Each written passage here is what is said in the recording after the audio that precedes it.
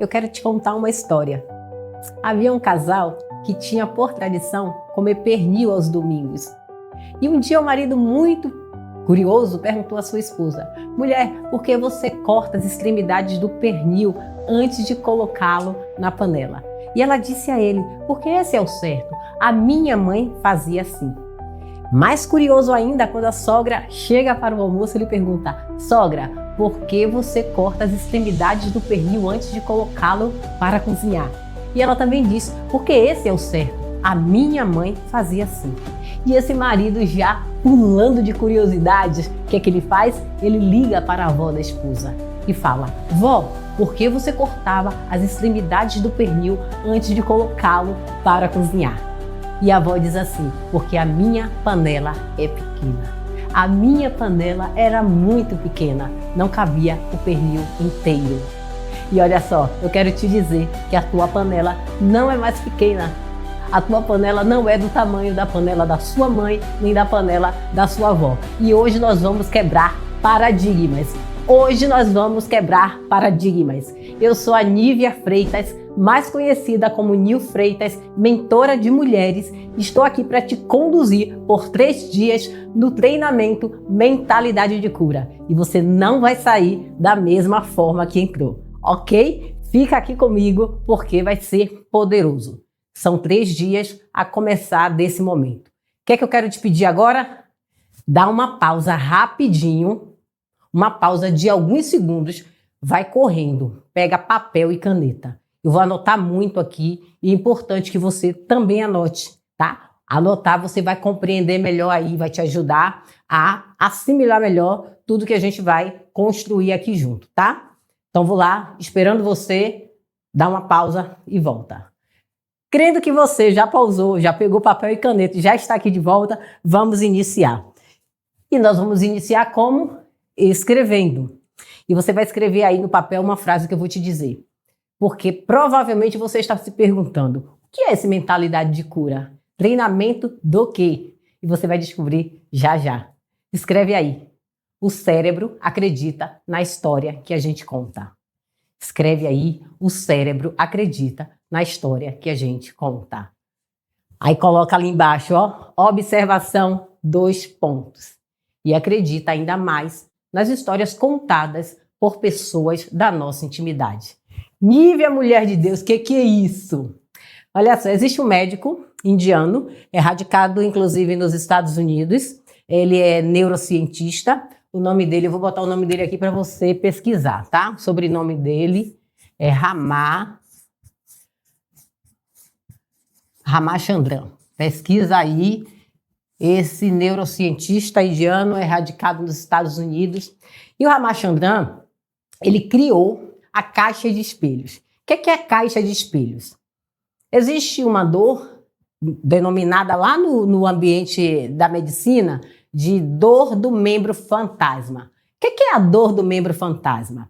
A dor do membro fantasma é quando uma pessoa tem um membro amputado, um braço ou uma perna.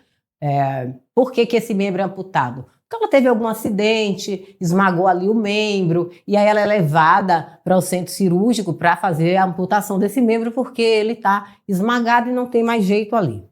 Só que essa pessoa, depois que sai do centro cirúrgico, depois que a anestesia passa, essa pessoa ela continua sentindo dor naquele lugar.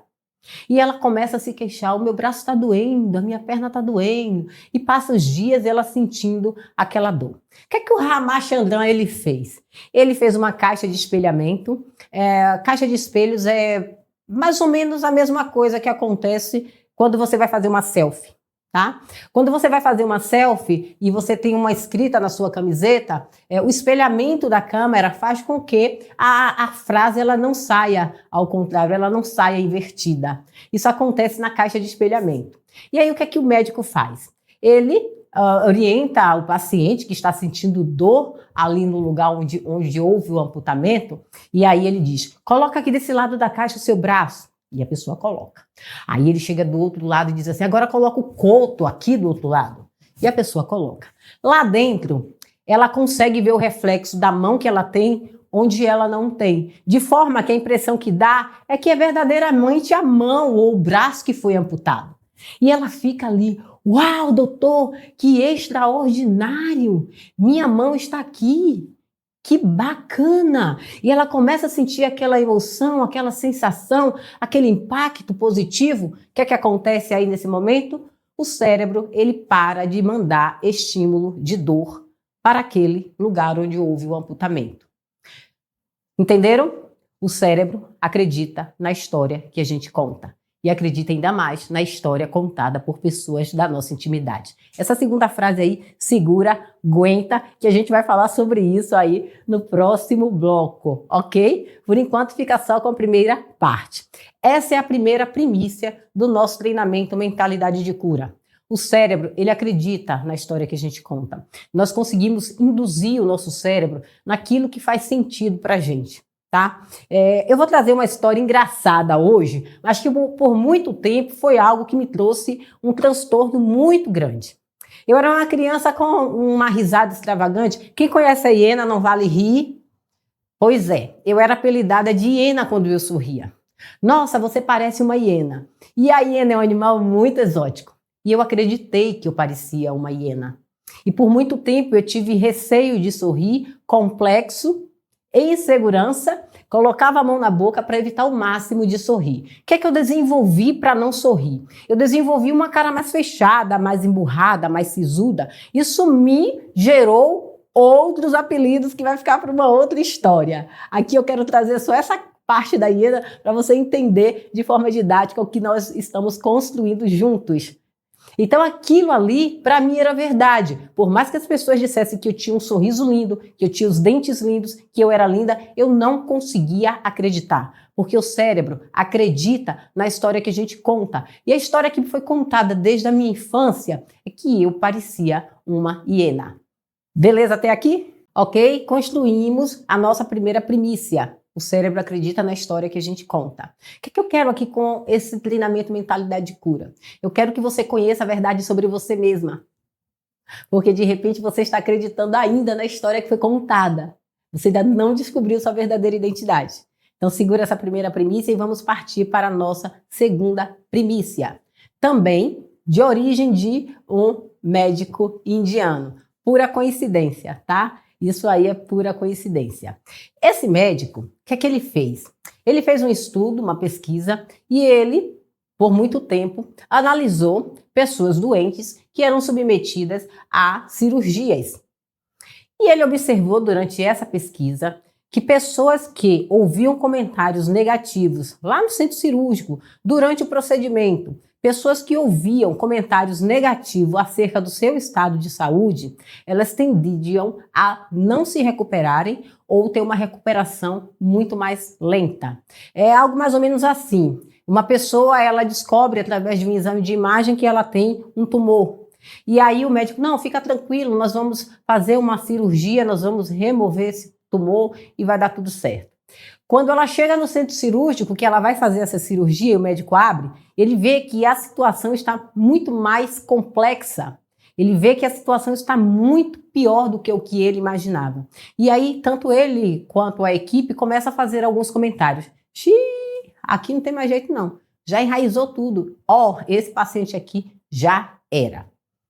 Então, pessoas que ouviam comentários desse tipo ou similares a esse comentário, elas não se recuperavam ou demoravam muito mais tempo para se recuperarem.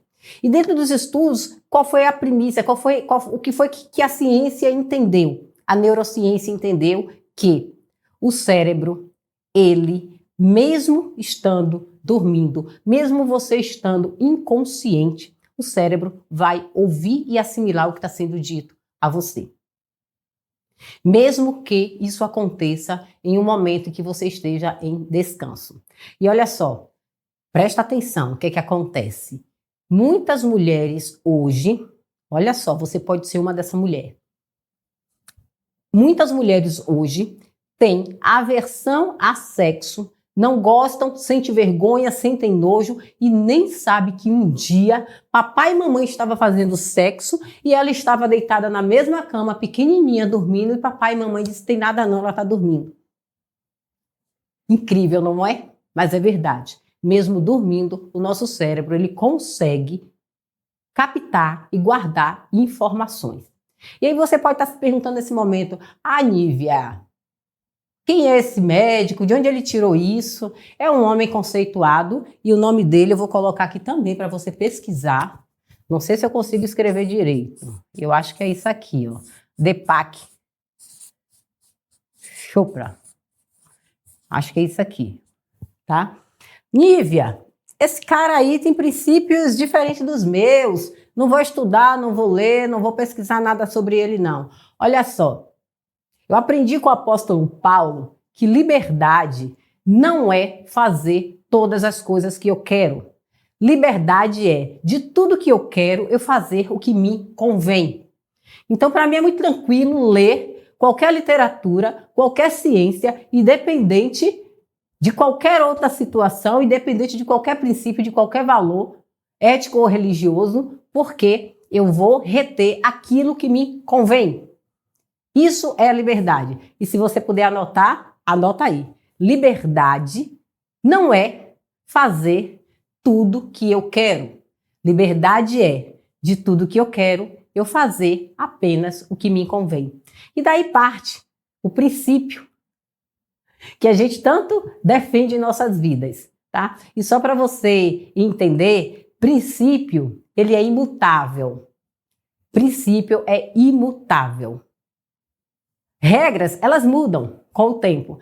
A regra da panela pequena mudou. Hoje nós temos panelas enormes, mas muita gente continua seguindo esta regra como se fosse princípio. Lembra que eu disse que vamos quebrar paradigmas aqui? Ok, nós vamos quebrar regras, nunca princípios, porque as regras que serviram a uma geração passada talvez não caibam mais na panela da nova geração. Mas princípios nós defendemos o tempo todo, a vida inteira, porque eles são imutáveis. Beleza até aqui? Vimos aqui que o cérebro acredita na história que a gente conta e observação. Acredita ainda mais na história contada por pessoas da nossa intimidade. Daqui a pouco a gente vai tratar um pouco sobre isso. E a gente aprendeu aqui também que o cérebro, ele não consegue fazer distinção de quando você está dormindo ou de quando você está acordado. Vamos para uma outra coisa que a ciência traz? Vamos lá? Houve numa universidade na Inglaterra um estudo, uma pesquisa também, um estudo realizado. E como foi feito esse estudo nessa universidade? Elaboraram um ambiente, e esse ambiente era um ambiente como se fosse uma discoteca. Se você pesquisar também, você vai encontrar aí, tá? Um artigo que vai falar sobre esse assunto. Foi colocado nesse ambiente tudo que uma discoteca tem. E foi convidada pessoas mais jovens, né? Pessoas que consumiam bebida alcoólica. E aí essas pessoas, elas foram convidadas a fazer parte dessa pesquisa. E o que é que diziam a essas pessoas? Olha, nós estamos fazendo uma pesquisa e nós queremos saber quanto tempo uma pessoa leva para entrar em estado de embriaguez. E qual é o tipo de bebida que você consome? Aí uns diziam, eu gosto de uísque, outros diziam, eu gosto de chopp, coquetel, caipirosca, e foram dizendo ali as bebidas e as pessoas, elas colocadas dessa festa. E olha aqui, eu não estou dizendo que é certo ou errado beber, eu estou citando apenas uma pesquisa que vai embasar o que eu vou trazer aqui como nosso terceiro princípio, ok?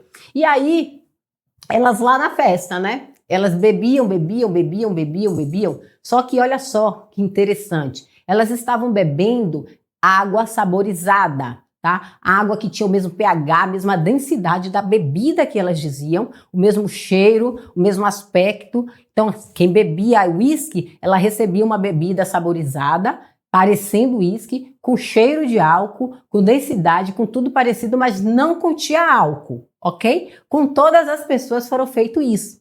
E você quer saber o que aconteceu com todas elas? Todas elas se embriagaram. Todas entraram em estado de embriaguez sem beber álcool, sem consumir álcool. Então, esse princípio é o princípio de que o cérebro, ele não consegue diferenciar o que é realidade do que é imaginação. Ele não consegue de jeito nenhum saber quando você está vendo algo real ou quando você está vendo algo imaginário. E aí eu vou trazer para vocês aqui um exemplo prático. Vamos imaginar que você vem numa rua deserta e você está sozinha, já é tarde da noite, e você vai andando e de repente você vê uma sombra que lhe parece aos olhos a sombra de um homem escondido. E aí você imagina que é um homem que está ali escondido. O que é que você começa a pensar? É um homem que vai me assaltar. Nesse momento, você começa a suar frio, você começa a sentir dor no pé da barriga, a sua boca fica ressecada, as suas pupilas dilatam, o seu coração, ele começa a acelerar, as suas pernas ficam bambas, você entrou em um estado de emergência, o seu cérebro identificou uma situação de risco, uma situação de perigo. Aconteceu realmente? Não, mas você já imaginou. E aí você passa daquela sombra, não é um homem, é um poste. Ai, não era. Graças a Deus não era um assalto. Mas o seu organismo, ele vai levar um tempo para se adaptar novamente à normalidade, porque ele desenvolveu no seu mecanismo, os neurotransmissores, eles liberaram na sua corrente sanguínea tudo que você precisava, toda a adrenalina necessária para que entre em estado de atacar ou de correr. Por que aconteceu isso? Porque o cérebro ele não consegue distinguir o que é realidade do que é imaginação. Ok? Anota aí mais esse princípio. E é por isso, olha só, é tão importante, tão interessante essa questão de entender a mente da gente. E tem algo também que a Bíblia diz, trouxe ciência, não me julgue porque eu estou trazendo a Bíblia. Se você prefere a ciência, fica com a ciência. Se você não gosta da Bíblia, tá tudo bem, ou vice-versa, tá? Tem um versículo bíblico que diz assim, sobre todas as coisas que você deve guardar, guarda o teu coração, porque dele procede as saídas da vida. Olha só, antigamente acreditava-se que as emoções elas eram processadas no coração. Só a partir lá da década de 50 é que se viram que não, que tudo isso é processado no cérebro. Ah, Nívia, mas a Bíblia, vocês não dizem que é um livro que Deus que intuiu, que Deus que escreveu, que é a palavra de Deus? É, cabeça, mas olha só, Deus fala com a gente dentro da nossa realidade, nós estamos dentro de matéria. Ele precisa falar conosco de forma que a gente entenda, que a gente perceba. Deus sempre soube que as emoções não eram processadas no coração, mas se ele falasse ao homem daquele jeito, ia criar a maior confusão, porque o homem não ia entender nada, ok? Então, para a gente ouvir Deus, a gente não pode esquecer que existem as barreiras físicas e culturais que nos impedem de entender Deus da forma como devíamos. Dito isso, entendendo que a mente é responsável por tudo mais, a gente vai partir agora de um princípio interessante. O princípio de que tudo começa na mente. Tudo começa na mente em forma de pensamento,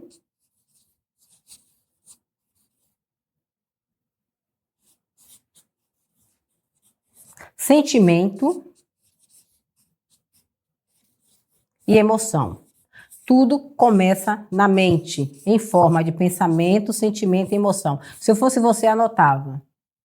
Se eu fosse você, anotava. Tudo começa na mente, em forma de pensamento, sentimento e emoção. Desses três, o que é que vem primeiro? O que vem primeiro é o pensamento, tá? Isso aqui é o que parte primeiro, pensamento. Vamos entender um pouco o pensamento para a gente construir nosso treinamento Mentalidade de Cura.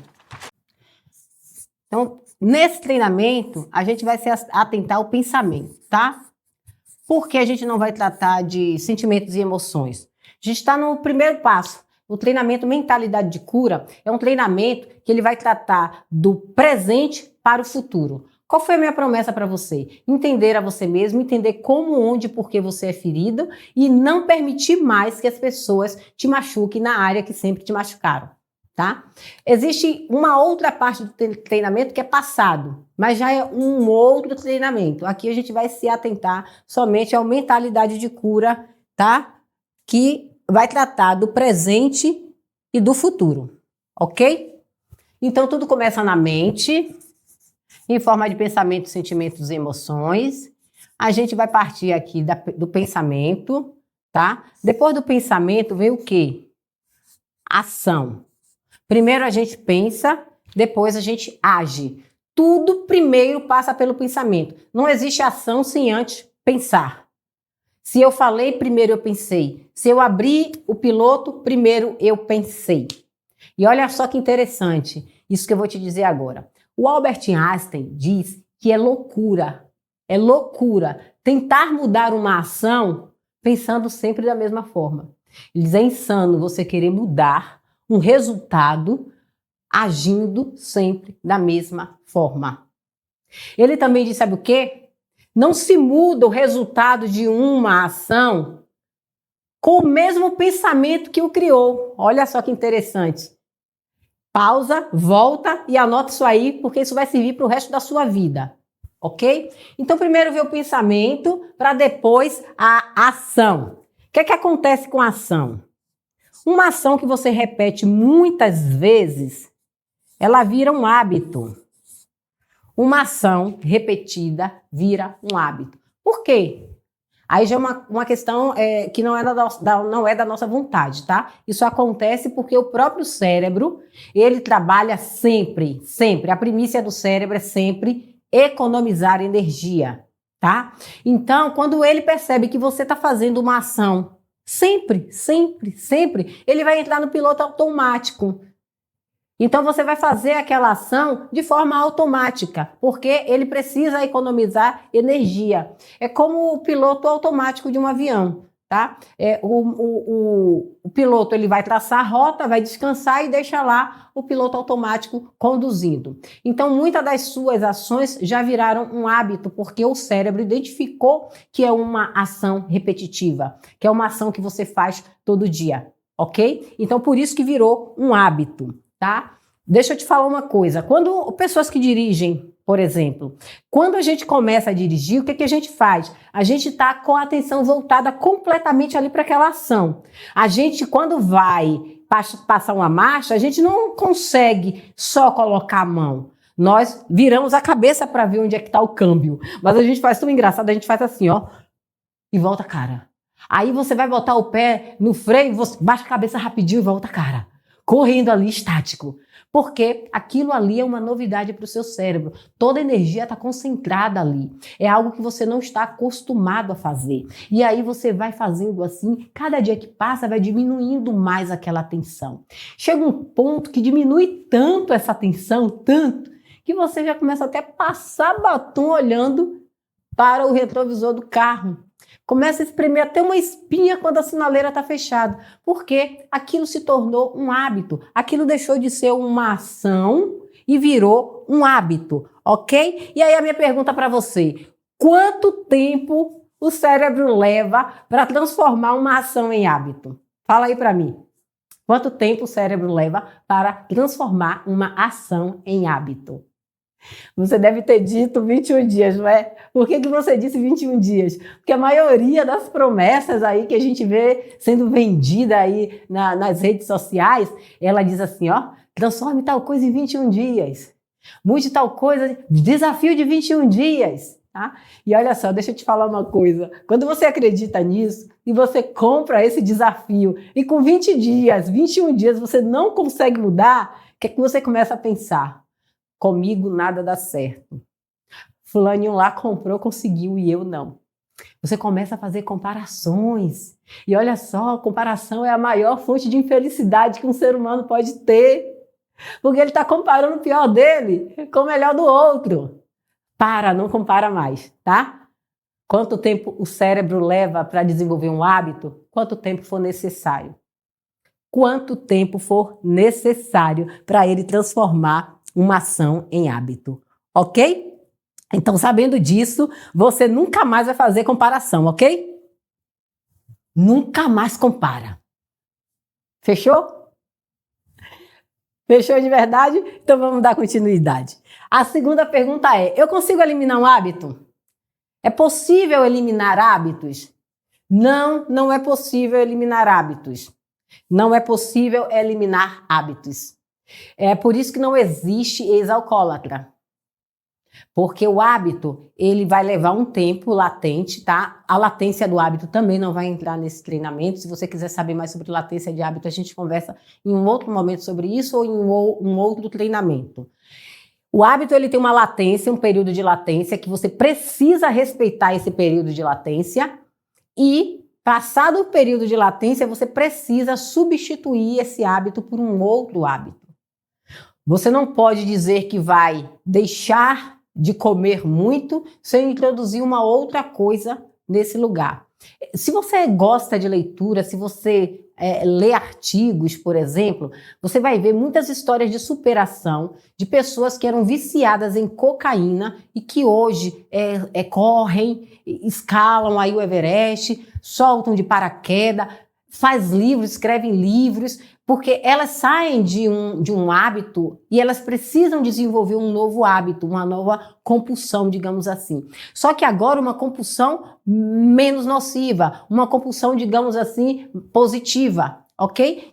Substituir um hábito que causava muito mal por um hábito saudável. Beleza? Tranquilo até aqui? Então, o que acontece aí com o hábito estabelecido? Primeiro, tudo começa na mente, em forma de pensamento, sentimento e emoção. A gente está aqui tratando apenas o pensamento. Tudo que a gente coloca em ação, primeiro a gente pensou, toda ação repetida muitas vezes, ela vai se tornar um hábito, e o hábito, olha só, vai gerar um resultado. Mas aqui dentro do nosso treinamento, vamos substituir a palavra resultado por atitude. Todo hábito vai gerar uma atitude. Para que serve a atitude? A atitude serve para reforçar o pensamento que criou o hábito. Lembra que eu disse que o Albert Einstein diz que não se muda, um resultado. Não se muda um resultado com o mesmo pensamento que o criou. Porque o resultado, ele começa onde? Ele começa na mente. Em forma de quê? De um pensamento. Esse pensamento é materializado em quê? Em uma ação. Essa ação repetidas vezes se torna o quê? Um hábito. O hábito gera o quê? Um resultado, uma atitude. Então, se eu quero mudar essa atitude, eu preciso mudar o pensamento que criou esse hábito. É fácil, Nívia? Não. E você vai descobrir aqui hoje comigo que a coisa é muito mais profunda do que você pode imaginar. Mas basta você conhecer a verdade para a verdade te libertar. Quando você começa a ter entendimento, quando você começa a processar melhor as coisas, tudo vai bem, tá? Fica tranquilo, Nívia, tá bugando tudo aqui na minha cabeça, tô entendendo nada. Fica tranquilo que se acontecer, você não entender esse treinamento, você vai falar lá no nosso grupo Mentalidade de Cura e eu vou liberar acesso por 24 horas para você reprisar o treinamento, ok? Tranquilo? Então vamos lá. Nós entendemos que tudo começa na mente em forma de pensamento, sentimento e emoção. Nós entendemos que o pensamento gera uma ação repetida vira um hábito, o hábito, ele produz ali um resultado, uma atitude. E essa atitude, ela vai reforçar, guarda essa informação que a gente vai precisar dela lá na frente. A atitude, ela vai reforçar o pensamento que o criou. Mas para a gente mudar alguma coisa, a gente precisa aprender, precisa entender. Lembra que a panela não é mais pequena, você continua na mesma regra. Você precisa guardar princípios, você precisa defender princípios. Regras, elas podem ser mudadas. Princípios, eles são atemporais e imutáveis. Regras são temporais e mutáveis. E a sua panela não é mais pequena, ok? Hoje você tem mais entendimento, hoje você consegue aprender de uma forma diferente. Porque, olha só, para fazer o errado, é fácil fazer o errado. Basta você repetir aquilo que foi feito contigo. Basta você repetir aquilo que você viu. Mas para fazer o certo, é necessário aprender. E nós estamos aprendendo coisas que você não sabia, que a sua mãe não sabia e que o teu pai não sabia. Vamos entender como é feito o pensamento, como é que surge o pensamento, como é que é gerado o pensamento, tá? Nós somos seres inteligentes, tá? É o cérebro que é inteligente? Não!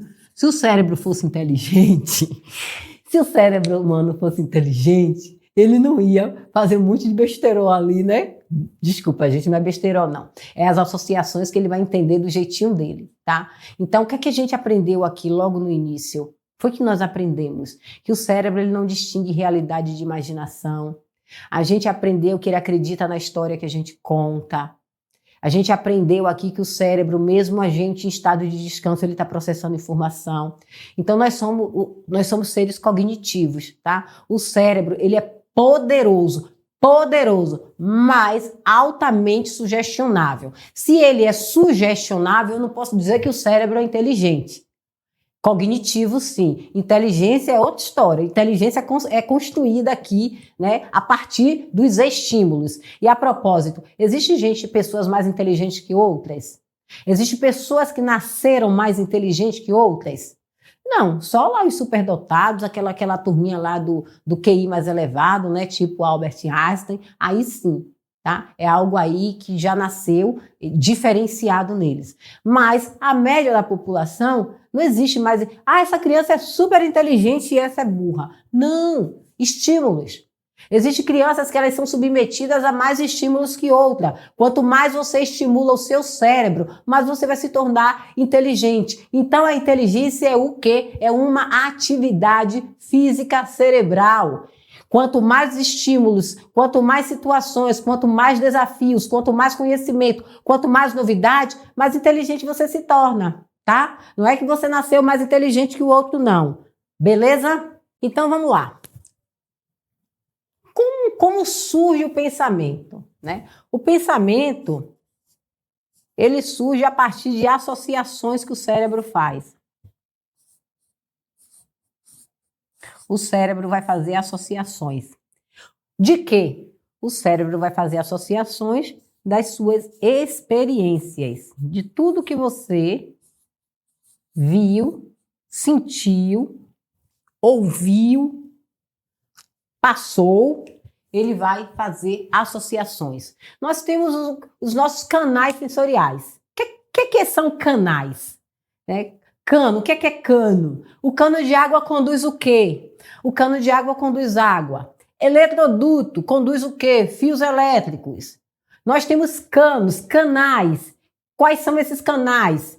Visão, paladar, né? Audição, olfato, tato. Então, esses canais, o que é que eles vão fazer? Eles vão transportar o mundo externo para onde? Para dentro do nosso cérebro. Eu só consigo entender o mundo externo porque eu vejo, porque eu ouço, porque eu cheiro, porque eu sinto, porque eu pego.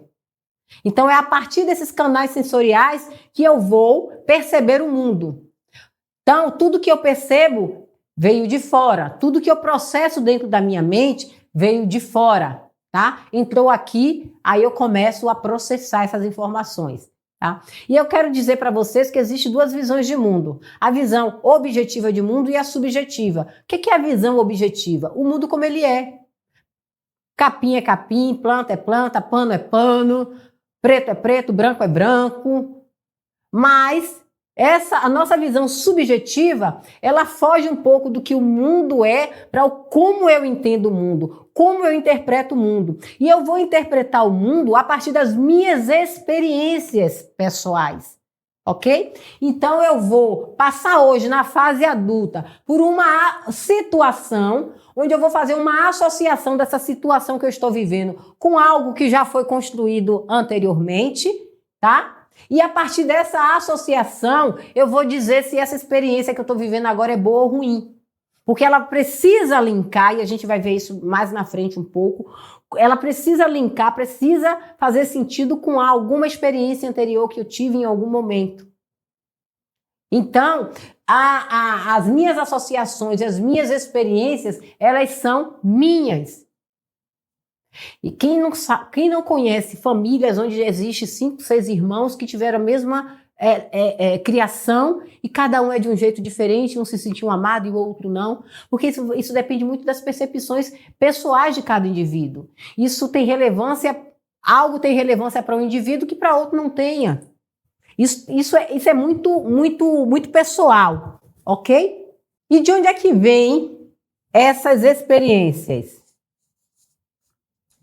Das informações.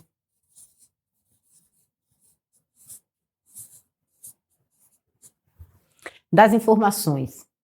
As informações, tudo que eu capto ali no dia a dia, tudo que eu capto no mundo. Tá tranquilo até aqui? Tá dando para entender? Pausa um pouquinho, volta, escuta novamente, vai lá no nosso grupo, você faz parte do meu grupo VIP, tá? Vai lá no nosso grupo, coloca a sua dúvida, porque você vai ser respondida, tá? Nós temos um suporte aí extraordinário que vai te responder em tempo hábil. Recapitulando para que a gente consiga dar continuidade. Tudo começa na mente em forma de pensamentos, sentimentos e emoções. Aqui a gente vai trabalhar somente pensamento, né? O pensamento ele é criado a partir das associações que eu faço, das experiências que eu tive, das informações que eu obtive, tá? Que informações são essas, Nívia? Quais são essas informações? Essas informações, elas podem ser informações gradativas, ou elas podem ser informações de forte impacto emocional.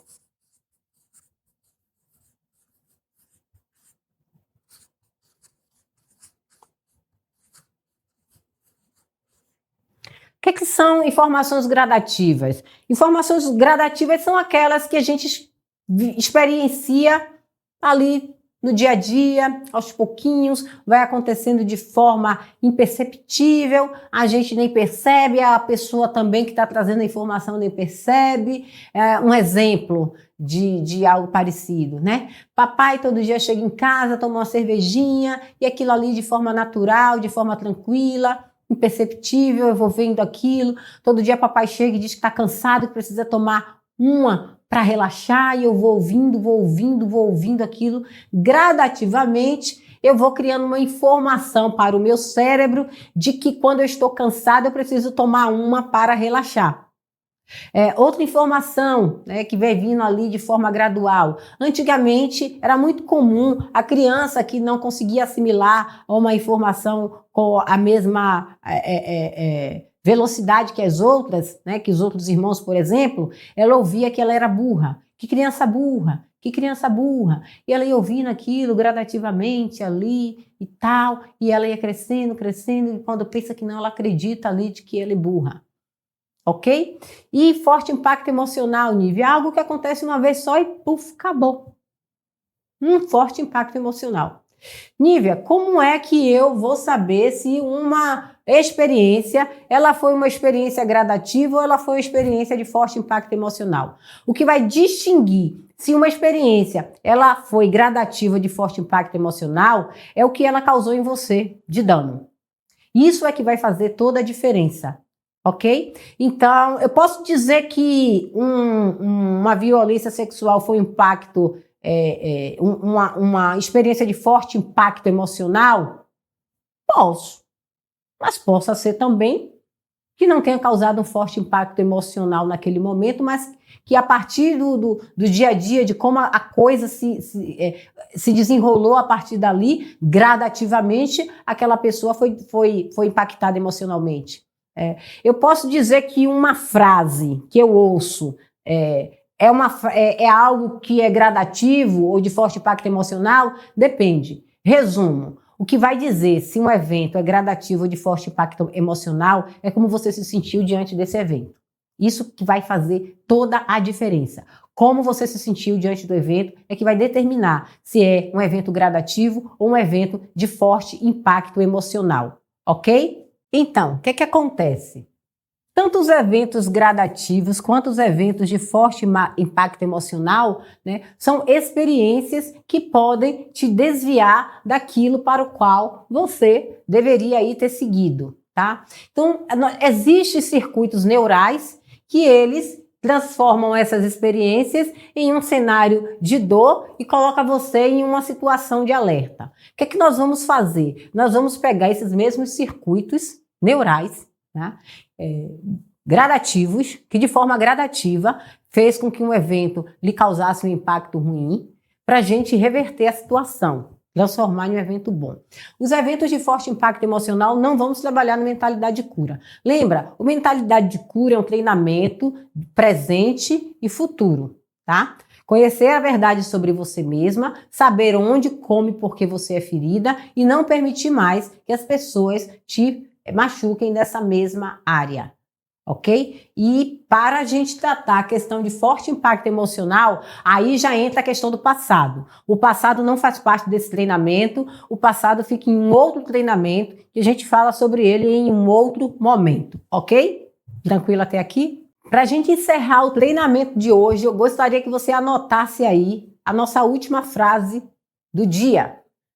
Somos feridos onde não somos compreendidos e não somos compreendidos em nossas inabilidades. Primeira chave do nosso treinamento. Somos feridos onde não somos compreendidos e não somos compreendidos em nossas inabilidades. Olha só, até hoje você foi machucada na área que você não tem habilidade. Gente, olha só, quem é que vê uma criança quebrando um brinquedo, desmontando o brinquedo todo, que você levou o ano inteiro se programando para comprar parcelado em 12 vezes no cartão de crédito, e aí você entrega aquele brinquedo àquela criança e ela começa a desmontar, quebrar o brinquedo todo. Quem é que vai chegar e dizer, olha só, que criança curiosa, será que vai ser cientista? Será que vai ser médica? Nossa, como ela é uma criança que tem a habilidade da curiosidade? Não, só que não. O que a gente ouvia lá atrás em nossa época? Mão destruidora. Que criança destruidora. Nunca mais compro nada para você.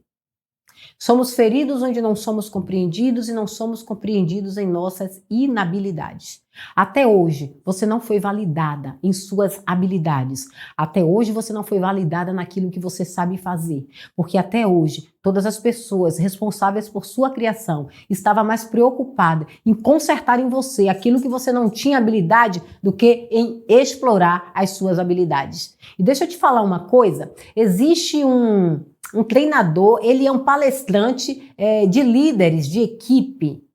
Eu não me lembro o nome dele. Eu vou até colocar lá no nosso grupo, John alguma coisa, eu não me lembro. E ele diz assim, ó, dentro dos treinamentos dele, ele diz que a gente não deve gastar tempo, perder tempo com aquilo que a gente não sabe fazer. Nós precisamos ganhar tempo com aquilo que nós sabemos fazer.